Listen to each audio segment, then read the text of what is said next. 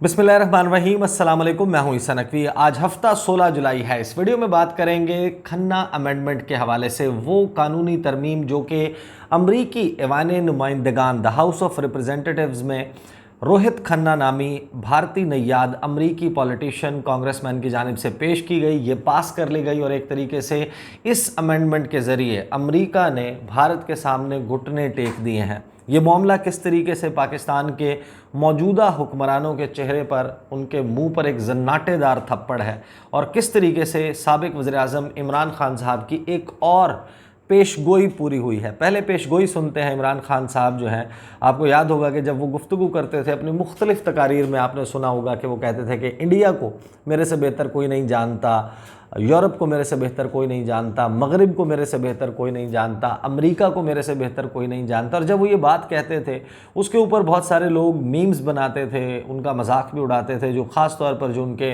Opposition में मौजूद politicians थे, वो ये कहते थे कि इमरान खान साहब जो हैं वो किस किस्म की गुफ्तगू करते हैं। मैं आपको बताता हूँ कि उन्होंने पेशगोई क्या की थी। ये कह करके अमेरिका को मुझसे बेहतर कोई नहीं जानता, उस पर रिएक्शन क्या था। शहबाज शरीफ समेत जो मुस्लिम लीग नून की क़यादत है ख़ास तौर पर, उन्होंने किस तरीके से रिएक्ट किया था और अब एग्जैक्टली हो क्या रहा है, ये पहले सुने ज़रा। 26 सेकंड का एक क्लिप है। तो अमेरिका तो मैं तो सबसे बेहतर जानता हूँ अमेरिकनों को। अमेरिकनों के सामने अगर आप उनके झुकते जाएंगे, वो आपको डू मोर कहते जाएंगे। आपको अपने हकूक के लिए खड़ा होना पड़ता है। अपने मुल्क के लिए, मफादात के लिए आप स्टैंड लेंगे, वो आपकी इज्जत करेंगे। आप उनके जूते पॉलिश करेंगे, वो आपको हकारे से देखेंगे। मैं उनका माइंडसेट जानता हूँ।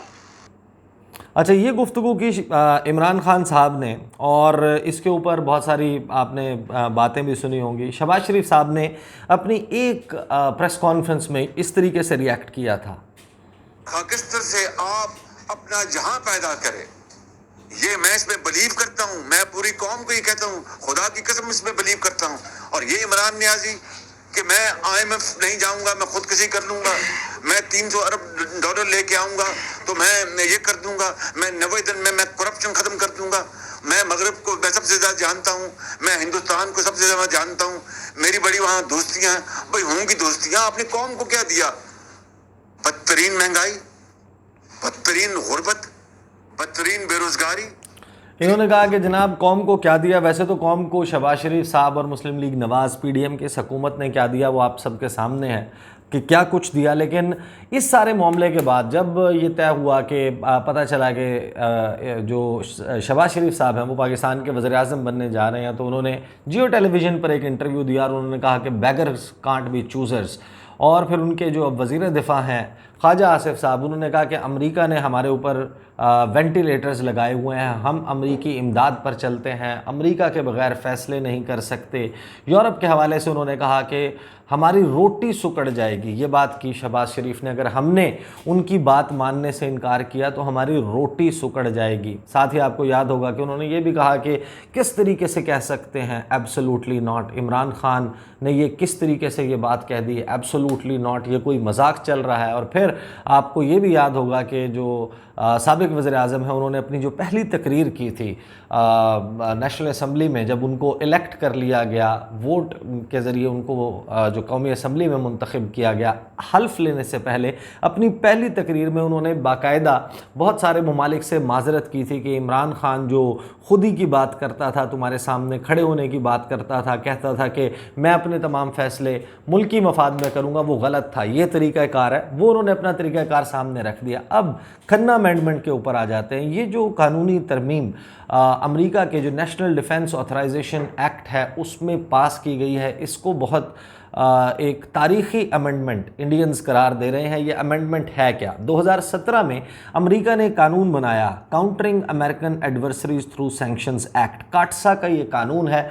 और इस कानून के तहत अमेरिका हर उस मुल्क पर पाबंदियां लगाता है, लगा सकता है, जो कि रूस के साथ बड़े पैमाने पर दिफाई साजो सामान की तजारत करेगा। दीगर चंद मामलात पर भी इसका इतलाक़ होता है, लेकिन मेन पर्पज़ है कि अगर कोई भी मुल्क रूस के साथ किसी दिफाई मुआहदे में जाता है, उससे डिफेंस इक्विपमेंट ख़रीदता है, तो फिर उस पर पाबंदियाँ लगा दी जाएँ। वो फिर पाबंदियाँ मुख्तलिफ उसकी अक़साम है, 12 से 13 सेट है सैंक्शंस का जो कि लगा सकता है अमेरिका।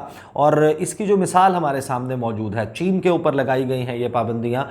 तुर्की ने जिस वक्त रूस से जो मिसाइल डिफेंस सिस्टम S-400 है वो ख़रीदने का फ़ैसला किया, वो ख़रीदा, तो उसके बाद अमेरिका ने ना सिर्फ तुर्की को अपने F-35 तैयारों के प्रोग्राम से बाहर निकाल दिया, बल्कि नेटो जो है उसने बड़ी रिजेंटमेंट शो की और अमेरिका ने ये कहा कि हम जो है इनके ऊपर काटसा की सैंक्शंस लगाएंगे। फिर 27 दिसंबर 2020 डोनाल्ड ट्रंप के दौर का बिल्कुल आखिर था और बाइडन आने वाले थे सदर के तौर पर, तो जाते जाते अमेरिकी सदर डोनाल्ड ट्रंप ने उन पर सैंक्शंस लगा दी। आपको याद होगा कि पाकिस्तान तुर्की से कुछ दिफाई साजो सामान के सिलसिले में हेलीकॉप्टर्स ख़रीद रहा था। उस हेलीकॉप्टर्स के इंजन्स की जो सर्टिफिकेशन है वो अमेरिका नहीं कर रहा था, लिहाजा पाकिस्तान वो डिफेंस इक्विपमेंट जो है वो तुर्की से नहीं ख़रीद सका, क्योंकि काटसा की सैंक्शंस जो हैं पाबंदियाँ लगी हुई थी तुर्की पर। इसी तरीके से चीन के ऊपर पाबंदियां लगाई गई। लेकिन फिर हमारे सामने एक एग्जांपल आती है इंडिया की।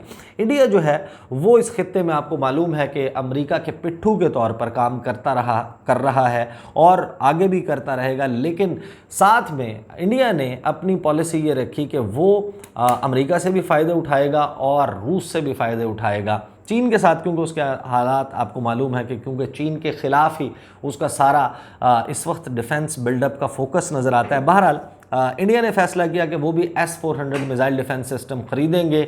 उसके ख़रीदने का मुआहदा तय पा गया, पेमेंट्स हो गई, थोड़ा सा डिले हुआ, लेकिन S-400 missile defence system India को भेज दिया जाता है और इंडिया उसको इंस्टॉल करता है पंजाब के एक ऐसे मकाम पर जहां से वो बैक वक्त चीन और पाकिस्तान का मुकाबला कर सके, उनके ख़िलाफ़ इस ख़तरनाक तरीन मिसाइल डिफेंस सिस्टम को इस्तेमाल कर सके। ये है इंडिया की कहानी। लेकिन फिर मामला आता है कि क्या इंडिया के ऊपर पाबंदियां लगाई जाएंगी। जो बाइडन जो कि कमज़ोर अमरीकी सदर के तौर पर सामने आ रहे हैं, वो इसके हवाले से इनडिसाइसिव नज़र आते हैं, वो फैसला नहीं कर सकते। लेकिन साथ ही फिर ये यूक्रेन और रूस का मामला छिड़ता है और फिर अमरीका दुनिया के मुख्तलिफ ममालिक को प्रेशराइज़ करना शुरू करता है कि आप ये फ़ैसला करें कि आप हमारे साथ हैं या फिर रूस के साथ हैं। और फिर एक करारदाद भी पेश कर दी जाती है। दुनिया के मुख्तलिफ ममालिक को कहा जाता है कि कंडेम किया जाए, मजम्मत की जाए रूस की। इंडिया भी एब्सटेन करता है। पाकिस्तान के उस वक्त वज़ीर आज़म इमरान खान साहब थे, उन्होंने भी ये फ़ैसला किया कि पाकिस्तान अमरीकी करारदाद के हक़ में वोट नहीं देगा, इस सारे मामले में गैर जानिबदार रहेगा। एक पराई लड़ाई में जिसका पाकिस्तान से कोई बराह रास्त ताल्लुक़ नहीं है, उसमें इस किस्म की एक्सट्रीम ऑफिशियल पोजीशन लेने की ज़रूरत नहीं है। और इस वक्त जो है वो तमाम पाकिस्तान में जो दानिश्वर तबका है, बहुत सारे मीडिया के लोग हैं, एक अमरीकी लॉबी है, पॉलिटिशियंस हैं, उन्होंने बार बार तनकीद करना शुरू की कि ये अमेरिका के साथ टक्कर लेने वाली बात है, अमेरिका की बात ना मान के नुकसान उठाओगे। साथ ही जो ऑयल की परचेज़ करने की एक इंदिया था कि हम ये करना चाहते हैं, रूस से गंदम ख़रीदना चाहते हैं, तेल ख़रीदना चाहते हैं, तो फिर अस खुद ये किस्से शुरू कर दिए गए कि अमेरिका पाबंदियां लगा देगा। इमरान खान साहब ने अपनी चंद तकारीर में ये बात की कि इंडिया जो है वो किस तरीके से अपनी फॉरेन पॉलिसी चला रहा है, अपने सॉवरेन डिसीजंस ले रहा है। अमेरिका की पाबंदियों के ख़तरे के बावजूद वो एक तरफ क्वाड का मेंबर है, क्वाड्रिलेटरल सिक्योरिटी डायलॉग चौकड़ा जिसको बनाया गया है, जापान, ऑस्ट्रेलिया, इंडिया और अमेरिका ये मिलकर चीन को काउंटर करने के लिए बनाया गया, उसका भी हिस्सा है। लेकिन साथ में वो रूस से तेल भी ख़रीद रहा है, गंदम भी ख़रीद रहा है हेविली डिस्काउंटेड प्राइसेस के ऊपर, और साथ में उसकी बड़ी बड़ी डिफेंस डील्स मौजूद हैं। और ये वो टेस्ट था अमेरिका के सदर जो बाइडन का कि क्या वो अपने करीबी एलाय को, एक ऐसे मुल्क को जो कि बहुत सिग्निफिकेंट मुल्क है इस खित्ते में, इस रीजन में और दुनिया की पॉलिटिक्स में, उस पर पाबंदियाँ लगाएगा या नहीं। और अमेरिका के तमाम तर दबाव के बावजूद, जिसके हवाले से बाइडन ने खुद एतराफ़ किया कि हाँ हम भारत से ये तवक्को कर रहे हैं, उनके साथ नेगोशिएट कर रहे हैं, उनको कह रहे हैं कि हमारी बात माने, लेकिन इंडिया ने अपनी ना सिर्फ ये कि बात नहीं मानी बल्कि अपने मुल्की मफाद में खड़ा हुआ। और खड़ा होने का नतीजा यह है कि गुज़श्ता रोज़ अमरीकी ऐवान नुमाइंदगान में, हाउस ऑफ रिप्रेजेंटेटिव्स में रोहित खन्ना की तरफ से ये अमेंडमेंट, तारीखी अमेंडमेंट पेश की गई। और इस अमेंडमेंट में ये कहा गया कि चाहे दुनिया भर में जो कुछ किया जाए, लेकिन जो नेशनल डिफेंस ऑथराइजेशन एक्ट है उसमें ये सिफारिश बाकायदा इन राइटिंग कर दी गई कि पाबंदियां काटसा के तहत इंडिया के ऊपर वेव ऑफ कर दी जाएं। उनके लिए एक वेवर क्या सजेशन दे दी गई कि इंडिया के ऊपर इस किस्म की कोई पाबंदी ना लगाई जाए। इसको पास भी कर लिया गया है, ये बाइंडिंग नहीं है, हतमी फैसला, आखिरी फैसला बाइडन इंतज़ामिया ने करना है, लेकिन उनको जो एक जवाज़ फराहम किया जाना था वो इस करारदाद के ज़रिए, इस तरमीम के ज़रिए जो है वो पेश कर दिया गया। रोहित खन्ना ने इसके हवाले से गुफ्तगू क्या की वो बहुत इंपॉर्टेंट है, वो मैं आपके सामने रख देता हूँ क्विकली। और इसके हवाले से फिर जो रिपोर्टिंग हो रही है NDTV समेत जो इंडिया के बड़े बड़े ख़बर रसां इदारे हैं वो इसको अपनी बड़ी कामयाबी करार दे रहे हैं और ये कह रहे हैं कि देखें हमारा इतना प्रेशर है और हम इतना बड़ा मुल्क है, हमने इस किस्म का सॉलिड स्टैंस, ठोस स्टैंस लिया कि अमेरिका जो है वो हमारे ऊपर पाबंदियां नहीं लगा रहा, हमारी बात मानने और हमारे मौक़िफ़ को तस्लीम करने पर मजबूर है। The amendment to the NDAA national defence authorization act was passed by voice vote as part of an en bloc amendment during floor consideration of the NDAA.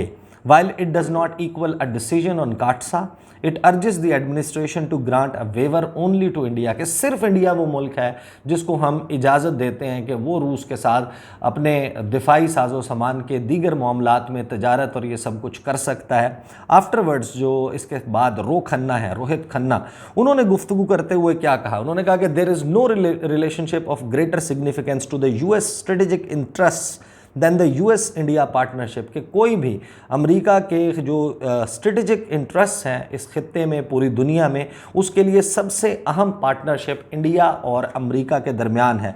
मेरी बाई पार्टिज़न यानी कि तमाम दोनों जानिब से जो पार्टीज़ हैं उनकी तरफ से जो सपोर्ट से NDAA में नेशनल डिफेंस ऑथराइजेशन एक्ट में अमेंडमेंट पेश की गई है, ये सबसे अहम, सबसे सिग्निफिकेंट पीस ऑफ लेजिस्लेशन है जो कि न्यूक्लियर डील इंडिया और अमेरिका के दरमियान हुई उसके बाद तय पाया है। साथ ही उन्होंने कहा कि जो खन्ना अमेंडमेंट है will affirm the United States partnership with India and urge the Biden administration to use their authority to provide India with a CAATSA waiver to help deter aggressors like China, के चीन को counter करने के लिए ये amendment हमारे लिए बहुत फ़ायदेमंद साबित होगी। ये है जनाब केस इंडिया का, जहाँ पर एक मुल्क अपनी मफाद के लिए, अपनी मर्ज़ी के लिए अपनी खारजा पॉलिसी के फ़ैसले करता है और यहाँ पर पाकिस्तान में अगर कोई शख्स ये बात इसका इजहार भी कर दे कि हमें अपने फ़ैसले अपनी मर्ज़ी से करने चाहिए, तो उसको बताया जाता है कि भाई बैगर्स कांट बी चूज़र्स, तुम एक भिखारी हो और भिखारी अपनी किस्मत के फ़ैसले,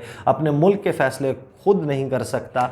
ये वो सोच है जिसने हमारी खारजा पॉलिसी का मौजूदा नक्शा हमारे सामने रखा हुआ है। These are the details.